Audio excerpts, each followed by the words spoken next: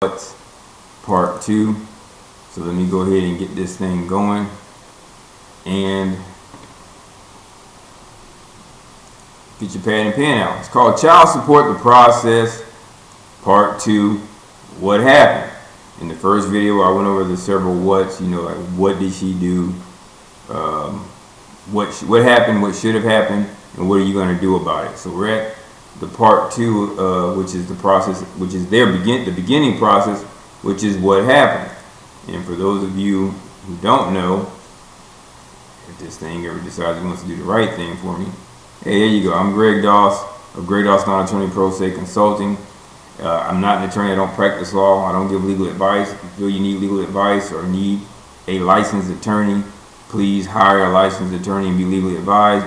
But with that being said, even if you get an attorney, never forget he or she may be the attorney, but it is your case. And again, when this is all said and done, if you'd like to support the channel, there's several methods for you to support the channel right there on the page. So let's get into the meat of this video. So what happened? Generally speaking, okay, and again, the facts of everybody's case is going to be somewhat different anyway because we're all different people. Thus, that's the first fact that's going to be different. Greg's case may be different than John's case in St. Louis, Missouri, and Alvin's case over in wherever, Michigan, so Saginaw, Michigan. So that being said, generally what happened is somebody pissed somebody off. Let's just be honest. That's what happened. Somebody got mad. And then when somebody got mad, somebody went down to get child support services involved. Child support services are going to essentially all come under Title 4D and also under the Social Security Act. And we know there's a lot of nuance that's involved with the law, but I'm just giving you a general overview of what happened, and we can show you how I got my results sometime later. And after this happened, where CS Services got involved, a legal process began. Now, it probably began administratively, or a legal process continued judicially. Administratively generally would involve a legal process that had parents who weren't married, and judicially, or they weren't married, nor did they have some sort of child sharing or child custody sharing agreement, and thus that's how we got to the issue of the administrative process. But again, it varies from state to state, and then again you have states like Florida that are judicial states, and the laws of the state are going to control how the process continues, not to mention federal law as well. Now, here we go. If the parties were married, okay, and again this is generally, the conditions of the divorce are going to be outlined in a decree. And those conditions will spell out where the children are supposed to be, or child is supposed to be, how the parents split time, or whoever may have the child, and if any monies were awarded by the court in the divorce settlement or agreement. And again, if you want to know exactly how your divorce decree is written or read, go look it up, find it, and then read the conditions and enforce the conditions. If there's issues where the one parent is not doing what they're supposed to do, guys, it's particularly the non-custodial parent, which we're just going to go ahead and default and say, guys, you have to enforce that through extra remedies, extra salt remedies. You can't just sit back and wait for the other party to do the right thing, because generally speaking, the other party will not do the right thing when they feel that they're in a position of leverage. And let me get myself out of the way. There's several factors determine if the party seeking agency services have standing to get involved. And what I say, I'll say this: there has to be a well-defined issue for the state to have standing to come into what is otherwise a private situation. And there's a lot of, again, I'm going to go back to the word nuance, there's a whole lot of factors that come into play before they can get to moving when they get there. So again, that's probably a whole bunch of other videos or a whole bunch of other issues to be studied. But those are things that you have to do if you want to do this for yourself, or even if you want to properly guide or drive from the back seat your attorney in these matters. But again, there's several factors determining if the party seeking agency services have standing. And also, I think I might have written that wrong. The party, if the agency seeking anything from you also has standing. So again, there's some legal issues involved with that. And if the parties were merely separated, look into the state law for the statutes outlining the process. And because sometimes parties may be in the process of going through a divorce, and then they'll file for some sort of temporary child support or temporary relief from the other party. And this is, and let's not forget, you have everything from abuse injunctions to every other kind of situation that could possibly pop up involved. And again, each one of those, each factor can have a determining effect on the outcome of these situations. Let's go, if the parties ain't married, and I did use that word ain't on purpose. I could have said the parties were married. We're not married. But if they ain't married, this is generally speaking, again, if the dad brings the action, he usually has an agreement establishing a support obligation or something that would have established him being the primary residential caregiver for that child or children. That's just generally the process, because otherwise the mothers, under most circumstances, are considered custodial until, in some states, Florida is one, the father is established. Once he's established, then he has rights, because those parenting rights are what are known as fundamental rights, meaning that the Constitution protects it, and there's quite a bit of case law. And again, if you need any of this, you can always email me to get more information on that. In any event, what did the party seeking services tell the agency? Specifically, whatever is what was said documented. Was it written down? And these things are important because this kind of stuff goes to what are known as the merits of a case. Because otherwise it could just be two people that don't get along. But that doesn't necessarily mean that the state can prove that they have an interest in getting involved in an otherwise private matter. And by the way, people, go look up the legal term of strict scrutiny. And that may go more to the statute, but there's also some due process issues that could come into play, and privacy issues that could come into play when it comes to the state agencies interfering in your business. Is what was said proven, or did they do an investigation?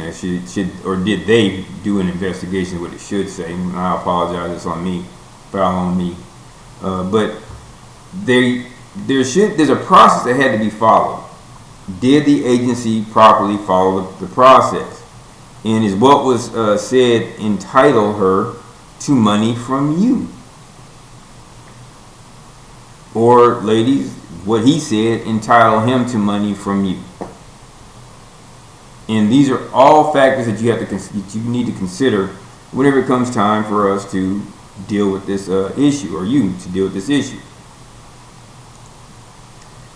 What are the state and federal laws regarding what happened? So if she went in there and said something happened, okay, what law governs what the agency's protocol is for coming after somebody for child support, getting involved, reaching out to the other parent? You want to know all the variables, and you want to know all the exceptions to you want to know all the rules and the exceptions to the rules. And if there's any case law that could be binding as to what the agency would have had to do, and if they didn't do that, you may have a situation which would give you grounds for voiding whatever judgment or decision comes out, or if it's merely voidable, it would stop it at that point, and then you can kind of move forward with the rest of your life, hopefully moving more constructively in your effort to parent the son in or daughter involved in these actions. What are the agency rules? Just brought that up. What are the rules involved in these child support situations, or these agency involved situations? What rules apply to her seeking services from the agency? And that could be state and or federal rules. And that could be an issue of whether or not she was just eligible. because if she came and looked for a service, was she eligible for the service? And if being eligible for the service entitled her to get whatever it is she came to get, does that necessarily obligate you simply because she applied to do anything? And were all applicable rules followed before they came after you, which is what I've just been going over? Did they do everything according to policy prior to engaging you? Especially if they're claiming to be engaging you on her behalf. Hell, she may not even have a behalf. She may just be, as we go back to the first one, pissed off. What specifically did the agency do for her or him that makes you responsible for paying them anything? And you're talking about issues that also would govern due process. Fundamental due process, procedural due process, substantive due process. Look all those things up, have a good understanding of them, and again, know how they apply to your situation. If the agency provided a quote-unquote service to the mother, what was that service or these services? Specifically, and I'm going to step back and say this. We all know that a lot of what made child support so powerful and popular, I guess, if you want to call it that word, is the fact that it was able to operate kind of based upon this urban legend or the myths that surrounded child support. You know, and most guys just figure, well, this is what they do. Well, they may do a certain thing when the mother comes after you, but maybe what they did was improper. They could have done it, but it was improper. Heck, somebody can rob you every day. Doesn't make it right. And if you do nothing about them robbing you, then maybe that's actually on you and not so much the robber. The robber just saw an opportunity and took advantage of the opportunity. What you did with the awareness that the robber and who the robber was, then it kind of falls on us. But again, if the agency provided a service to the mother and or father, what was that service or services? And also, what is the governing law regarding those services? Are those laws state law? Are they federal law? Are they both? And sometimes there could be some superseding federal law involved in these matters. And sometimes state law is the only law that's applicable, because let's not forget that when it comes to a federal courts are courts of limited jurisdiction. There has to be, generally a federal question, diversity, some federal law in question, what have you. But the states, especially as it comes to issues of family law is really state law. Whether it's marriage or what have you. People were up in arms some time ago about certain kinds of marriages. And I'm like, well, why are you talking about the federal government? You don't go to the federal government to apply for a state marriage license or a certificate for what they call common unions or whatever they call them, civil unions. You don't go to the federal government for that. You go to the state for that. All the federal government said is that you can't discriminate if you're a recipient of federal funds, people who may fall into certain categories, and that goes into civics, and we can get into that, but you might want to take the time to read Title VI also. And also, speaking of Title VI, let's not forget that if there's one drop, and some people don't understand what I mean when I say that, if there's one drop of federal contribution, the entire jurisdiction may come under some sort of federal scrutiny.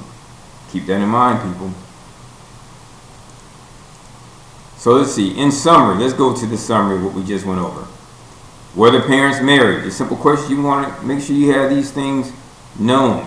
Are her statements documented? Or his? Were they documented?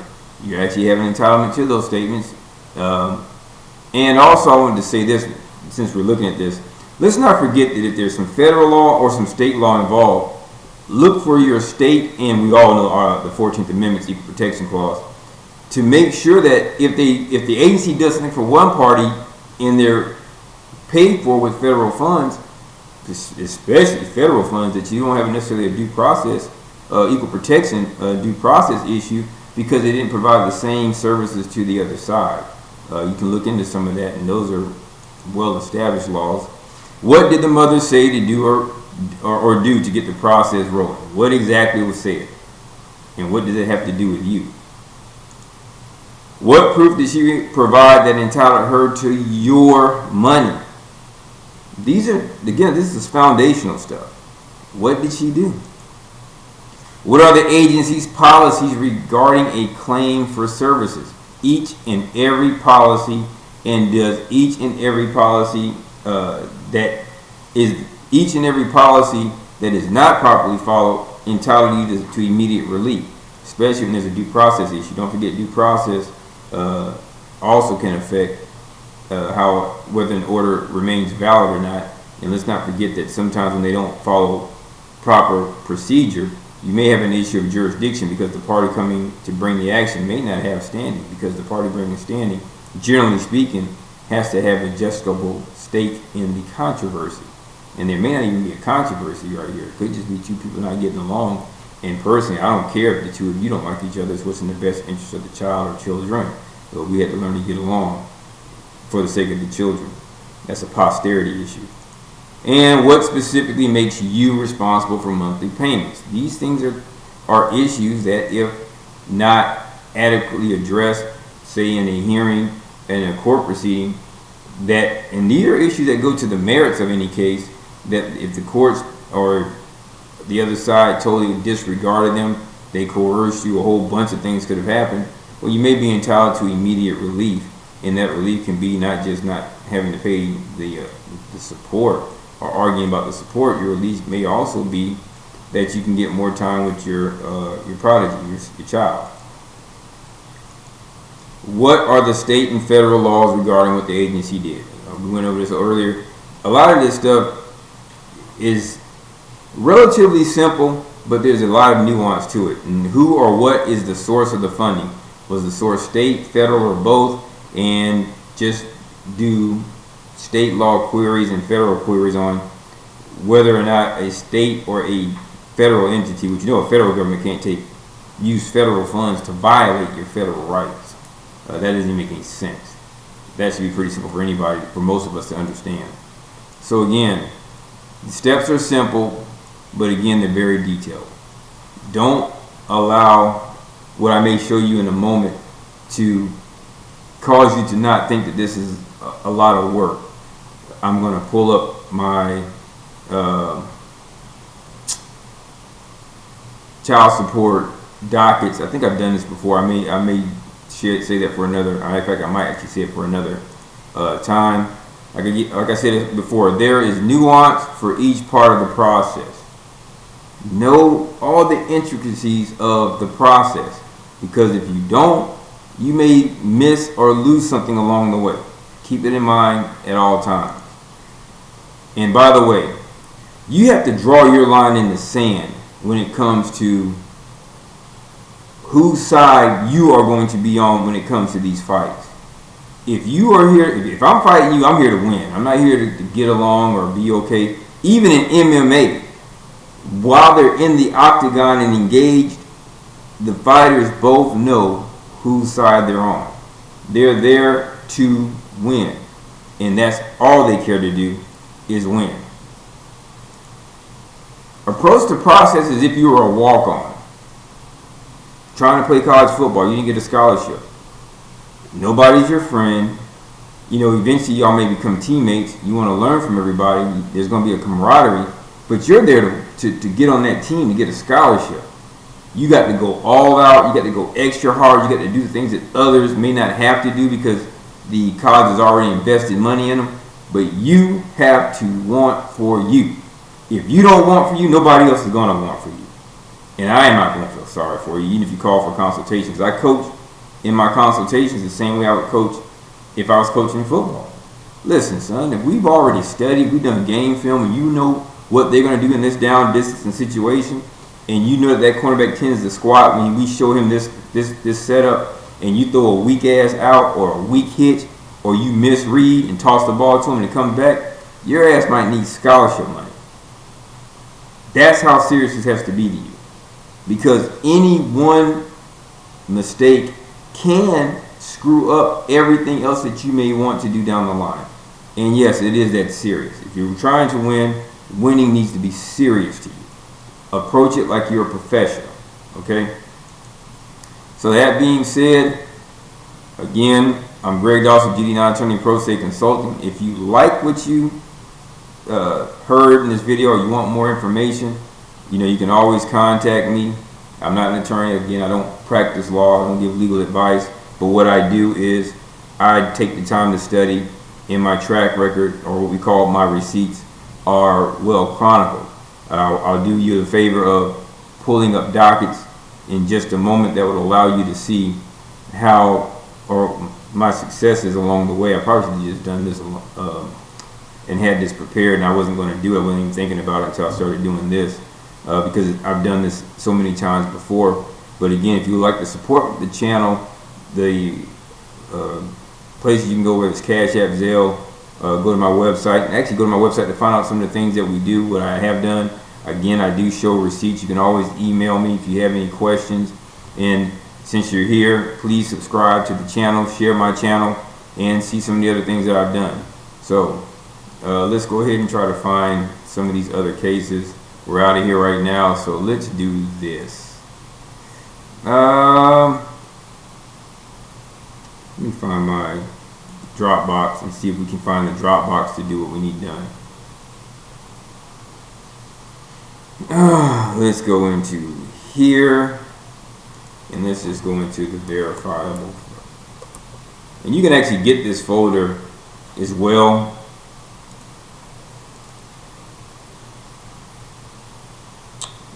Case information. Let's go to child support case information, child support cases. And again, I like to show people this right here when they ask. And again, this Dropbox is, I forgot what the price is, it's $25, $30, I don't know what it is. But the Dropbox gives you a lot of insight on everything that I've ever done. And let's go down here to the bottom of this case here. You can see the case number. It's all public record anyway. But at the very bottom of this document right here, you're going to see, as I make it larger, and let me tell you something else you're going to see. For a long time, I was getting my ass kicked. In fact, you look at the case date number, that 01 means in 2001. For a long time, I got my ass kicked. But at the end of the day, you see this right here? What you see is termination of the services, and you see who that is. It's the Department of Revenue. I didn't do it. They did it. The reasons could be one in many, but that's what everybody wants to have, termination of services. And I'll tell you something else. One thing I definitely realized is that, and I said to people, you know, when I realized that I could deal with this issue with my ex-wife, I knew nobody else had a chance. You know, I didn't necessarily, wasn't crazy about it, but the reality is I bite the bullet on her because I chose her. You see that right there again? Different case number, termination of child support services. Let's see what the other one is. This is the one for those who watch the bully case, the bully versus hitting the bully in the mouth. And if you haven't watched that video, go and check it out. This is the one where I made them give me my license back, and they tried to even justify a void order. In this here, you're going to see, go down here a little bit further down, where in this instance, the mother actually didn't sign an affidavit releasing the case.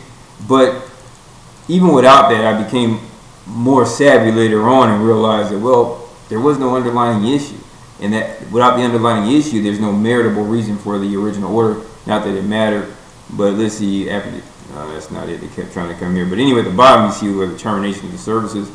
But sometime I can't see that affidavit. What is this thing?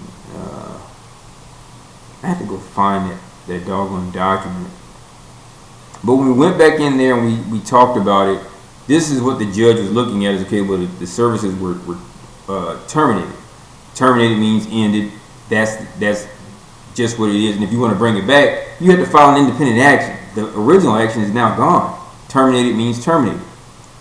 They can say suspended doesn't mean terminated, but terminated means freaking terminated. That's the end of it. And these other two are about the same. I don't know what this is for. This may be the one where they destroyed the file, which whatever that may mean, people. See, file destroyed. What are you destroying shit for? And then this other one here, they just dropped this case. This is the one involving a married lady, so I don't know what the hell that was about. Yeah, I definitely love the lady. I used to, always did. But that being said, this is part 2 of child support, the process. If you enjoyed the presentation, want to know a little bit more about what I did, how I went about doing it, if you want your file to have that at the very end of it, and again, it's all public record, it's easy to find. As is always in closing, sometimes it's not about right or wrong, more importantly, it's about clarity. You'll never reach resolution if you're not willing to engage in honest dialogue, even if that dialogue is with yourself. Take time to hug the person you love and love the person you hug. On behalf of GD Non-Attorney Pro Se Consultant, I'm Greg Doss. I'm also the infamous DJ Squid. I'm always going to say peace. I'm going to say chicken grease. And I'm going to tell you that I am